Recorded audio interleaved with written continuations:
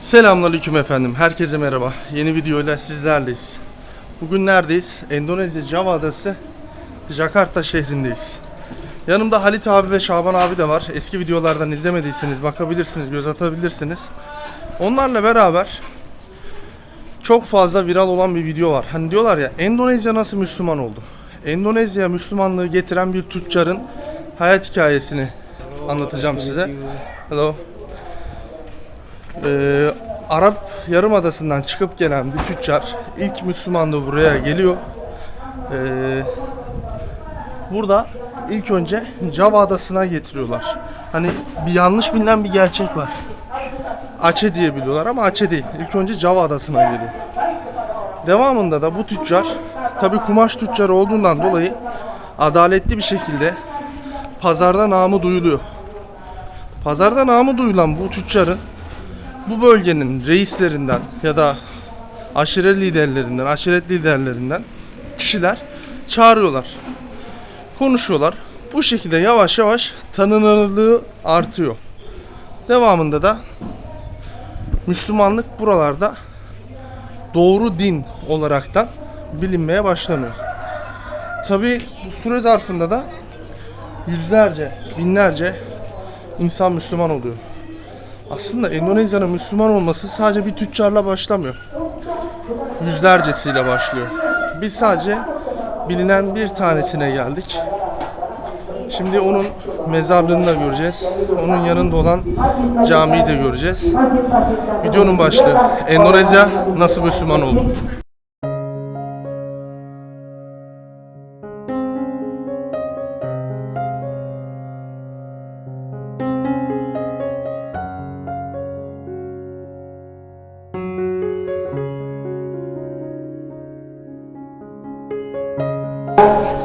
Sebenarnya khutbah yang saya sampaikan berguna bermanfaat untuk diri saya sendiri untuk kaum muslimin bangsa dan saudara jamaah yang dimuliakan oleh Allah Subhanahu wa taala. Cuma namazını da kılacağız şimdi.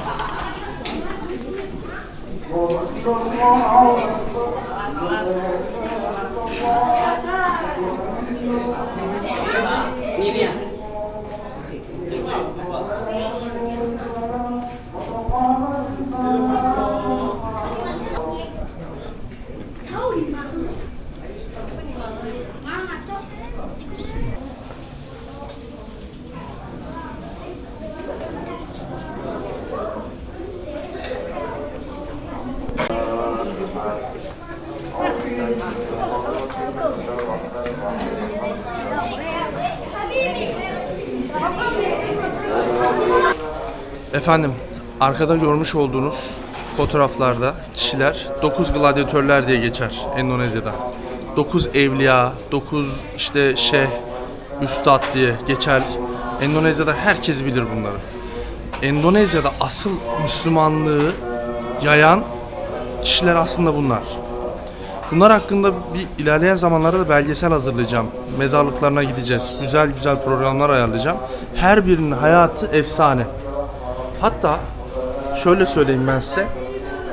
Hilafiyet Türkiye'deyken, Osmanlı Devleti'ndeyken Osmanlı tarafından yönlendirilen Arap şeyhlerinden olduğu biliniyor.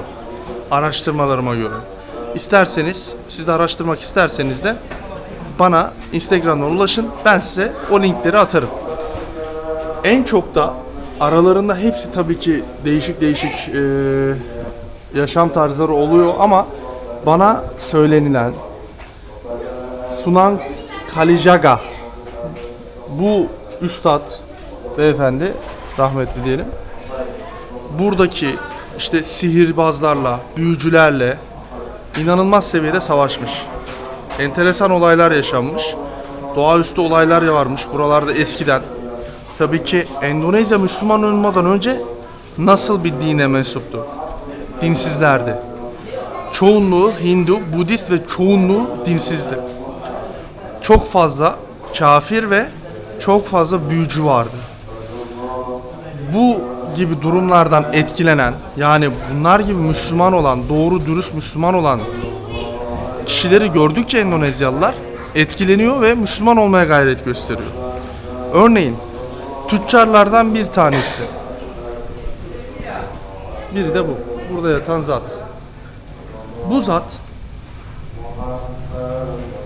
Endonezya'ya kumaş tüccarı olarak geliyor.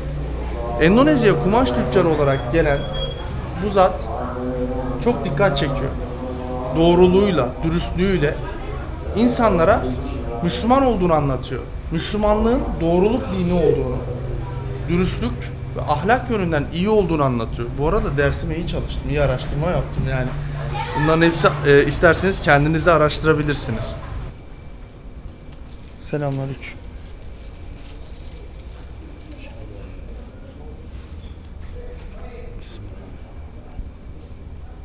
Böyle bir mezarlık abi. Türbe aslında.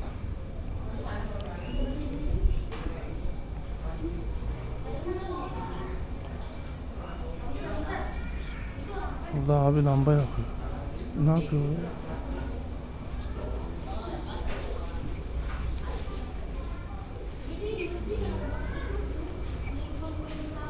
Bunun videosunu çekeyim. Ne yapıyor öyle ya? Tütsü yaktı.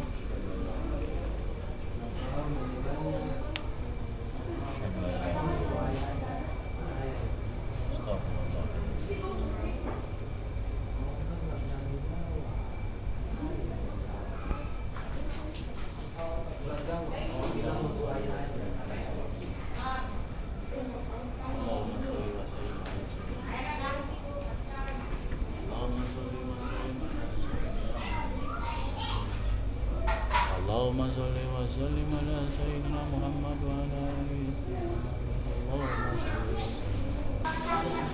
Dediğim gibi Tüccar Hamit isminin böyle olduğu söyleniyor. Yanlış bilgi verdiysem araştırmalarıma göre, işte buradaki kişilere söylediklerine göre Tüccar Hamit diyorlar. Burada yatan zatın adı Tüccar Hamit'miş. Tüccar Hamit Endonezya'ya geliyor. Endonezya'da kumaş tüccarlığı yapıyor. Doğruluğu ve dürüstlüğü nedeniyle de insanlar onu çok seviyor. Onun sayesinde de yüzlerce, binlerce, milyonlarca insan Müslüman oluyor devamında. Doğruluk ve dürüstlük. İslamiyet. Tabii gelmişken buradaki mescidi de gezmemek olmaz. Buranın ismi arkadaşlar Google'dan arattığınızda hemen bulabileceğiniz bir şey. Mescid Cami El Anwar diye geçiyor burası. Burayı da her türlü Google'dan aratıp bulabilirsiniz. Endonezya Jakarta'ya geldiğiniz zaman burada Esselamu Aleyküm ve Rahmetullah ve Berekatuhu. Ya baba ada waktu ya bisa röportaj. Sini Üstad Hamid ya. Sultan ini. Sultan Hamid. Ya baba Sultan Hamid berapa tahun waktu sebelum tinggal di sini? Tanya nanti ada ini. Orang Bangsa. Ya. Yanlış bilgi Dari vermeyin. mana? Dari mana? Dari Turki. Dari Turki. Ya Turki. Di mana? Istanbul. apa? İstanbul. Ya. Bahasa Indonesia? Ya tahu bapa. Baba, ya. Selamünaleyküm. Sehat ya. Alhamdulillah ya. Sehat.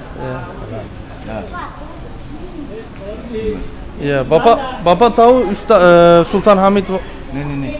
Nanti ada kuncinya, kuncian ada. Ya bu konu hakkında uzman Kalau kişi masjid tadi söyleyecek. ada Yanlış bilgi ada vermek Pak istemiyorum. Yayan yang Ya. bisa kasih penjelasan biar Ya. jelas. Oke, saya mau berapa tahun waktu Mau sebelum di masjid sini. dulu apa ini dulu? Mau masjid jalan-jalan Ya, ya. tidak ada Ya, ya. masalah. Nanti ya röportajnya. Ya sebentar. Assalamualaikum warahmatullahi wabarakatuh. Apa kabar Bapak? Sehat inşallah. Alhamdulillah. Ya Bapak, Ya. saya dari Turki sama semua orang Turki orang. Alhamdulillah. Turki orang mau Indonesia Ya. Hobat Muslim Oke. starting. Di sini Ustadz Hamid ada ya. Syarif Hamid Al-Qadri, Pontianak, Iya, Kalimantan Pontianak. Barat. Asli Arap. Iya. Ya, asli Arap. Nanti sebelum waktu pertama kali Islami di sini.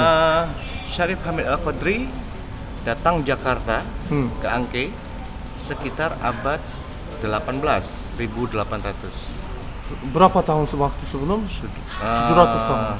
1700 masjid sudah ada, 1761. Baru beliau menyusul 1800. 1800. Pertengahan abad 18. 18. Totalin berapa tahun sebelum hampir waktu? 2 abad. Hah? Hampir 1 abad lebih. 400, 500. Sampai sekarang. No, sebelum waktu Indonesia pertama kali Islam. Oh, jauh. Jauh. Indonesia Islam masuk tanah Nusantara itu sekitar abad 12, 1200. Jadi sekitar 4 abad, 400 tahun. 400 tahun. Yani 400-500 yıl öncesinde Endonezya'ya Müslümanlık geliyor. Daha da geç biliyorum ben, 500 yıldan fazla diye biliyorum. Yanlış olmasın araştırmalarıma göre.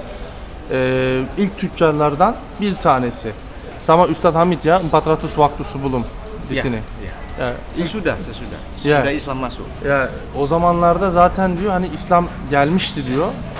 O zamanlarda vardı ama diyor bu kadar tutulmadı diyor. Bunun doğruluğu ve dürüstlüğüyle başladığına emin olabilirim. Nanti tidak bohong Ustad Hamid. Kenapa? Sultan Hamid Ya. tidak bohong, seriously, kerja, disiplin. Ya. Nanti semuanya Indonesia orang cintaku Islam. Ya, sebelum waktu sama. Menyebarkan syiar ya. Nanti semuanya orang Müslim. Ya. Evet. Doğruluğu, dürüstlüğü nedeniyle diyor Endonezyalılar diyor sonrasında diyor Müslüman oldular diyor. Yani Müslümanlık aslında doğruluk, dürüstlüğü devamlı söylüyorum. İşte bu nedenden dolayı büyük bir millet, büyük bir toplum Müslüman oluyor. Bunun en güzel örneği de apaçık ki Endonezya. Ya, okey. Terima kasih Bapak. Terima kasih. Selamünaleyküm Türkiye. Waalaikumsalam. Assalamualaikum. Buradaki imamın anlattığına göre müezzin mi imam mı öyle bir şey dedi. Bu cami de çok eskiymiş. Evet. Şimdi baştan söyleyeyim dostlar. Benim pek fazla bu konularda bilgim yok ama araştırdığım kadarıyla sizlere anlatıyorum. Şöyle ahşapları gördüğümüz zaman zaten ne kadar eski olduğunu anlıyoruz. Çok güzel tasarım yapmışlar. Değil mi abi? Osmanlı'dan geldi. Arap sanıyor olabilirler. Türk Zaten- olma ihtimali yüksek. Zaten şöyle söyleyeceğim. O 9 gardiyan vardı ya. O 9 gardiyanı yöneten Osmanlı Devleti'ymiş. Yani Hani onların vesilesiyle siz Endonezya'ya doğru gidin demiş. Hilafiyet Endonezya'dayken, Türkiye Osmanlı'dayken, hilafiyetler, halifelik. Osmanlı Devleti bazı üstadları, dervişleri, ulamaları Endonezya'ya yönlendirmiş. İslam'ı yaymaları için. Yani bunların isimlerini net bilmiyoruz. Çünkü ben araştırmadım, o kadar derin girmedim. Sadece o 9 gardiyanın, yani gardiyan diyorlar Endonezya'da. Onların isimlerini söyledim. Sultan Hamid, Endonezyalılar Üstad Hamid, Sultan Hamid diyorlar. Bu tüccarın adını biliyorlar genelde. Sonrasında Aceh'de de var birkaç tane bu şekilde. 9 tane gardiyanın da mezarlıkları Java adasında. Her birinin arasında 100'er kilometre var. İnanılmaz bir etki olmuş bu insanlarda bunların yaptıkları. Çünkü bunlar sadece Müslümanlığı yaymışlar. her bölgeye yerleşmişler ve bölgeyle ilgili ne yapılması gerekiyorsa orada yapmışlar. Tabii, tabii ki, tabii ki. Öyle.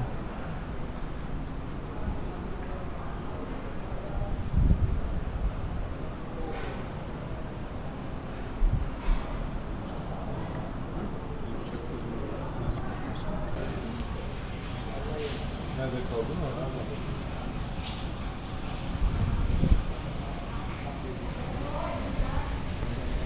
Aynen. Mesela demin sordum, dedim ki adam orada tütsü yakmış dedim. Bunun nedeni ne? Eski batıl inançlar hala Endonezya'da devam ediyor. Ondan dolayı da batıl inançlarına saygı duyuyoruz dedi. İster tütsü yakar, ister neydi? Nüzerlik mi neydi abi? Bizim oralarda yakarlar ya.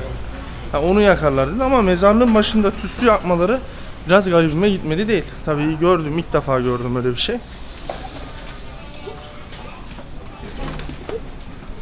Kaç tane daha mezarlık var burada. Bazıları büyük ebatta, bazıları küçük ebatta. Bunların ne olduğunu, ne isimleri sahip olduğunu bilmiyorum. Arapça yazıyor isimleri. Ben Arapça bilmiyorum. Burada da çocuklar oynuyor. İnsanlar mezarların yanında oyuncakla oynuyorlar. Aleykümselam baba. Sehat inşallah. Dari mana? Dari Türkiye İstanbul. Sehat inşallah ya.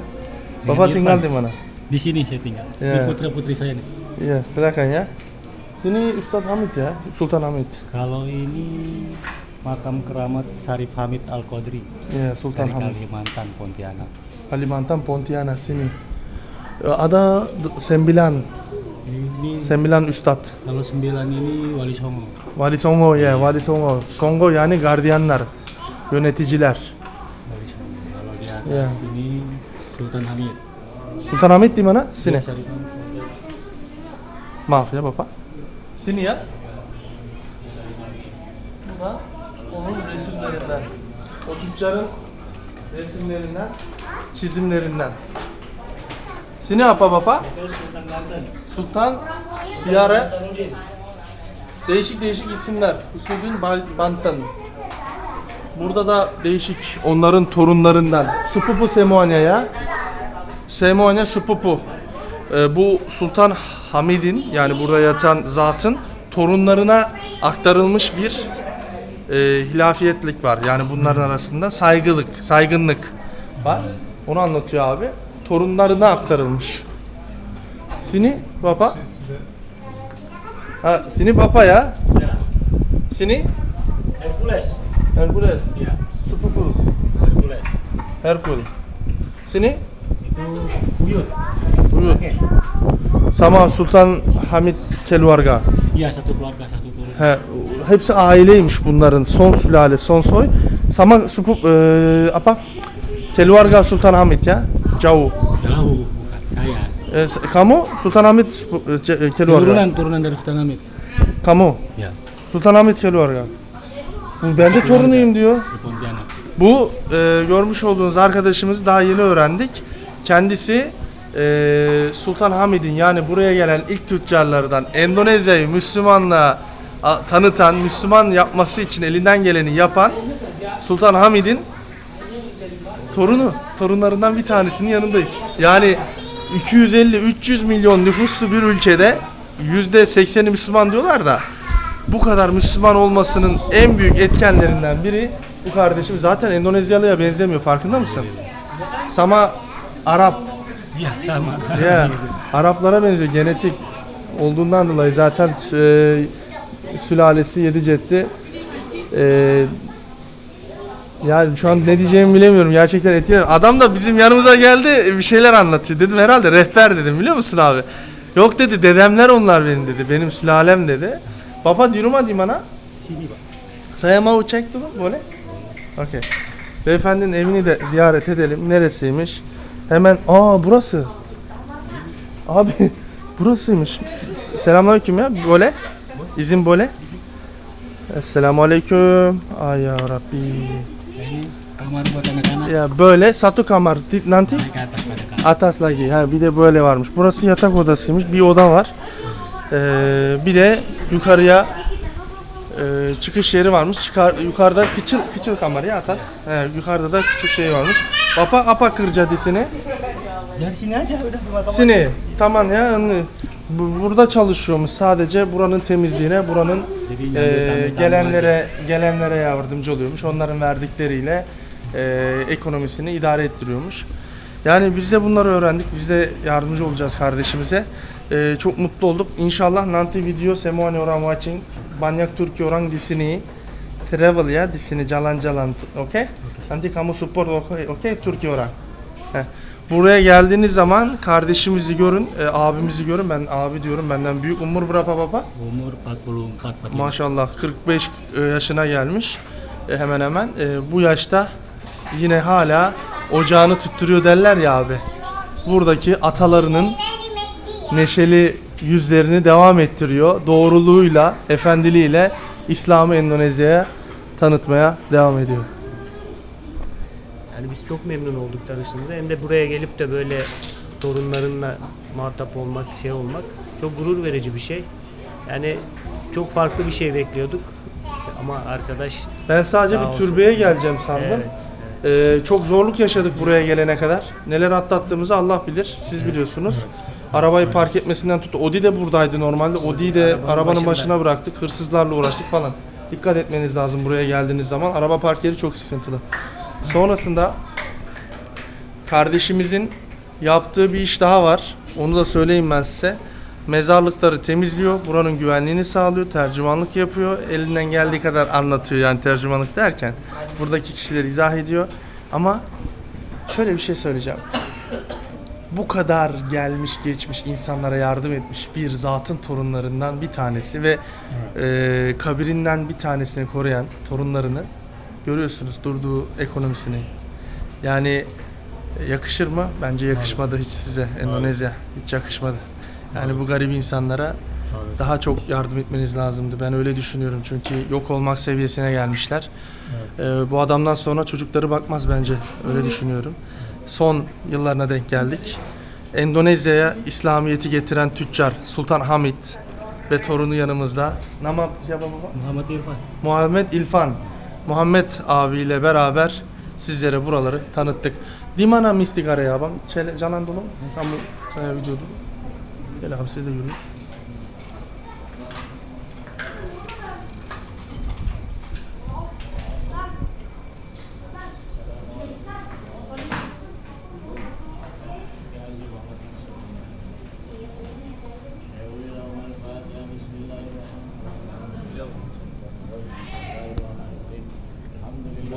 Sketsa lambang burung Garuda. Ya. Beliau yang Ya selamünaleyküm. Selamünaleyküm. Yani bizim Türkiye'deki buradaki yazı Arabik. Buradaki Arapça mesela. Arapça bilen dostlarımız ekranı durdurup bakabilirler. Ne yazdığını anlarsınız. Şöyle sabit tutayım kamerayı.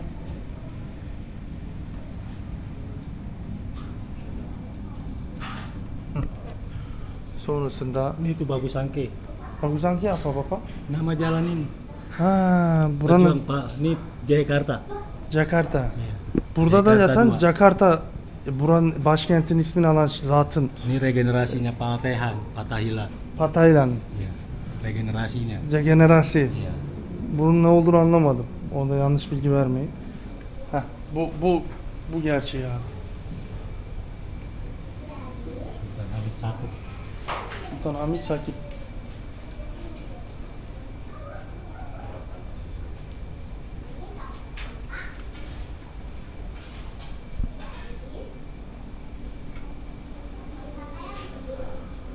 Enteresan.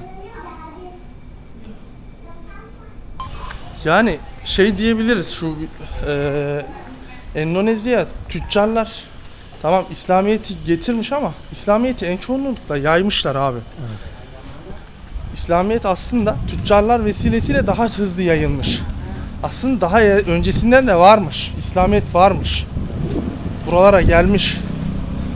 Sahabi döneminde herhalde buralara gelen olmuş.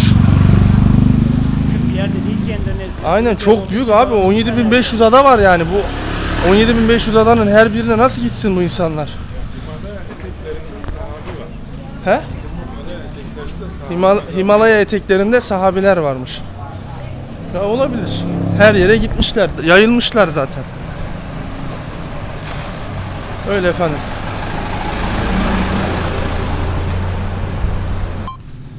Evet. Gittik, gördük, gezdik. Cuma namazı da nasip oldu. Cuma namazımızı da kıldık. Tam dakikasına yetiştik diyebilirim. Çok da güzel oldu. Güzel röportajlar yaptık. Güzel bilgiler edindik. Şunu öğrenmiş olduk. Sadece bir tane tüccar yokmuş. Yüzlerce, binlerce tüccar gelmiş buraya. Yanlış bilgiyle insanları bilgilendirmemek lazım.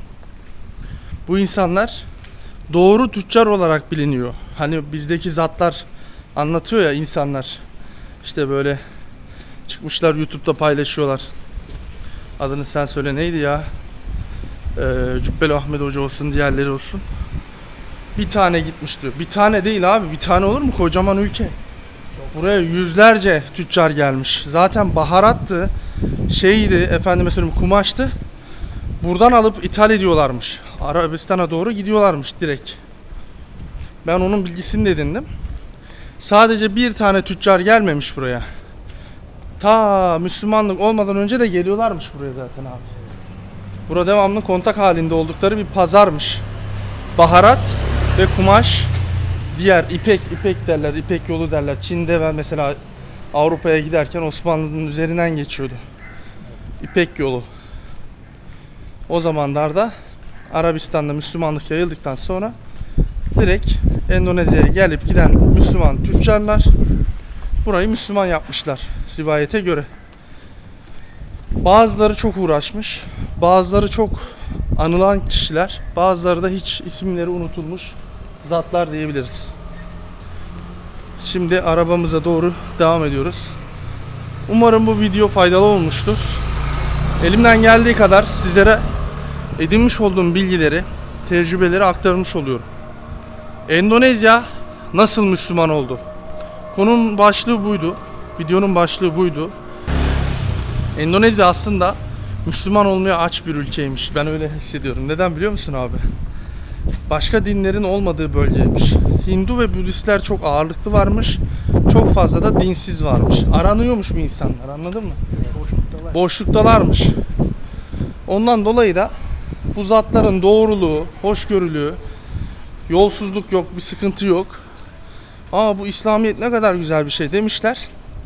O zamanlar Budistler, Hindular falan filan çok yoluyorlarmış bunları el altından. Garipleri perişan etmişler. Bunlar da yılmışlar abi. Çoğu dinsiz olmuş. Anlatılanlar bu. Sonrasında Müslümanlık yayıldığında da hoşlarına gidiyor. Doğrulukları, hoşgörülü, adaletli olmaları, işte terazide yanlış yapmamaları, bu genelde böyle söylüyorlar. Terazide yanlış yapmamaları dikkatlerini çekiyor ve Endonezya yavaş yavaş Müslüman oluyor. Şu anda dünyanın en kalabalık 4. ülkesi, dünyanın en kalabalık Müslüman ülkesi. 1. ülkesi diyebilirim. Endonezya. Efendim izlediğiniz için çok teşekkür ederim. Endonezya, Java Adası, Jakarta şehrinden. Kendinize çok iyi bakın. Hoşça kalın. Sampai jumpa. Selamünaleyküm.